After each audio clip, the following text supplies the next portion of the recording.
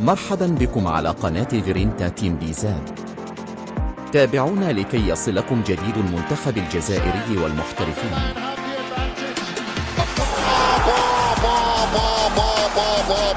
جول! يا له من جول ويا له من صاروخ. أعلن الاتحاد التونسي لكرة القدم في بيان رسمي يوم الأربعاء برمجة مباراة ودية بين منتخب نسور قرطاج الأول ضد نظيره الجزائري، وهو ما مثل مفاجأة سارة للجماهير والمتابعين في البلدين على حد السواء.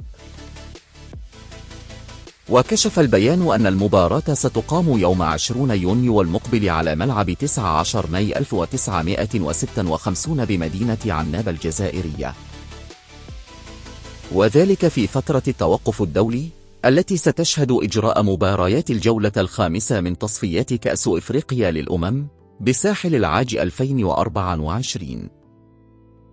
وستكون المواجهة مهمة جدا بالنسبة للمنتخبين حتى وإن كان طابعها وديا، بما أن هذا النوع من المواجهات تسمى بالديربي في البلدين، وتعرف تنافسا كبيرا وأجواء حماسية ملتهبة على المدرجات وعلى أرض الملعب كذلك.